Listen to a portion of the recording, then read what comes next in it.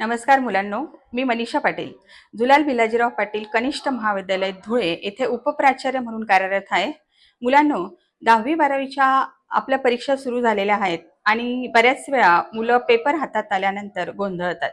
अभ्यास झालेला असून सुद्धा बऱ्याच वेळा मुलं गोंधळतात आणि पेपर बघितल्यानंतर त्यांना असं वाटतं की आपल्याला काही लिहिता येणार नाही. पण सुरुवातीला मुलांनी आपला पेपर हातात आल्यानंतर पहिले 10 मिनिट आपला पेपर वाचून घ्यावा.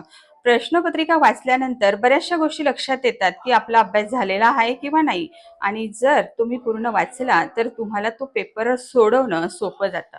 आणि म्हणून पहिले पेपर हातात आल्यानंतर तो वाचा. वाचून झाल्यानंतर मनात भीती न बाळगता आपल्याला सगळं आठवणार आहे असा जर तुम्ही पॉझिटिव्ह विचार केला तर सगळा पेपर तुम्हाला पूर्ण लिहिता येईल आणि पेपर सोडवणं सोपं होईल. पूर्ण लिहिणं पेपर आवश्यक असतं. बऱ्याच वेळा मुलं पेपर सोडून झाल्यानंतर वर्गाच्या बाहेर आल्यानंतर आपल्या मित्रांना सांगतात की मी 10 मार्कांचं माझं राहिलं, 5 मार्कांचं माझं राहिलं. पण असं न करता तुम्ही पूर्ण पेपर सोडवणं अति आवश्यक असतं. यानंतर पालकांना सुद्धा मला थोडंसं काहीतरी म्हणजे विनंती करते पालकांना की पालकांनी वर्षभर मुलांना थोडासा वेळ देणं गरजेचं असतं. बरेच पालक आपल्या मुलांना क्लासलाही पाठवतात आणि कॉलेजलाही पाठवतात. पण तो मुलगा खरंच क्लासला जातो का, कॉलेजला येतो का हे बघणं सुद्धा पालकांचं काम असतं. कारण बऱ्याच वेळा मुलं कॉलेजलाही नसतात आणि क्लासलाही नसतात. ते आपल्या मित्रांसोबत इकडे तिकडे गप्पा मारत फिरत असतात आणि सर्वात महत्त्वाचं म्हणजे आपण दिलेलं त्याच्या हातातलं ते गॅजेट म्हणजे तो फोन, त्याच्यावर सतत तो आपला वेळ घालवत असतो. म्हणून पालकांनी आपल्या मुलांशी मैत्रीपूर्ण संवाद साधून कमीत कमी त्याला त्या मोबाईलपासून 11वी-12वी हे 2 वर्ष तरी बाजूला ठेवणं गरजेचं असतं. आणि जेवढे पालक आपल्या मुलांशी मैत्रीपूर्ण संवाद साधतील तेवढे मुलं आपल्याबरोबर मनमोकळेपणाने बोलतात. नमस्कार, माझे नाव कृणाली विठ्ठल खैरनार. मी झेडपी पाटील विद्यालय धुळे इथे शिकते. आताच मॅमने माहिती सांगितली की ते 12चे पेपर चालू आहे, त्यांचे पेपर चालू की ते कसे हँडल करावे. सध्या तरी पहिला पेपर झाला इंग्लिशचा पेपर हा जो थोडा हार्ड होता, त्याची जी लेवल होती ती थोडी टफ होती. तर मॅमने सांगितलं की कसा लिहावा, काय लिहावा, काही ना काही आयडिया दिली मॅमने. त्यावरनं सांगितलं की पेपर पूर्ण लिहावा, कसा लिहावा.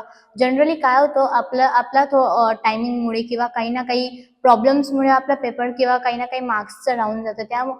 त्यानंतर पेपर सुटल्यावर आपण सांगतो की हा माझं हे राहिलं, माझं ते राहिलं, माझं 5 मार्क्सचं राहिलं, माझं 10 मार्क्सचं राहिलं. बट मॅमने आपल्याला सांगितलं की तुम्ही जनरली पेपर हा पूर्ण कव्हर करा. त्यामुळे काय आयडिया मिळाली. त्याचबरोबर मॅमने पालकांनाही संदेश देण्याचा प्रयत्न केला की जनरली काय होतं की जनरली मुलांवर जास्त डिप्रेशन येतं. एक साईडला म्हणजे पेपरचं डिप्रेशन, एक साईडला पॅरेंट्सचं डिप्रेशन. पॅरेंट्सचं बोलतात आम्हाला एवढे पर्सेंटेज पाहिजे आणि काही अजून कळतं की एंट्रन्स एक्झामिनेशन असतात किंवा बोर्ड्स एक्झामिनेशन असतात. तर मुलांचा घोटाळा होतो की आपण बोर्ड्स एक्झामिनेशनकडे लक्ष द्यायचं की एंट्रन्स एक्झामिनेशनकडे लक्ष द्यायचं. मॅमने ते सांगितलं की आपण बोर्ड्स कसे हँडल करावे. त्याबरोबर पॅरेंट्सलाही सांगितले की तुम्ही प्रेशर नको करायचे. मुलांसोबत एकदम फ्रेंडली आपले इन्व्हायरमेंट ठेवा, जेणेकरून जे स्टुडंट्स आहेत त्या आपल्याला सगळं शेअर करतील की पेपर कसा गेला. त्यावरनं आपण त्यांना काही ना काही सजेस्ट करू. तर मॅमने जेवढंही सांगितलं आम्हाला ते खूपही आवडलं. Thank you ma'am.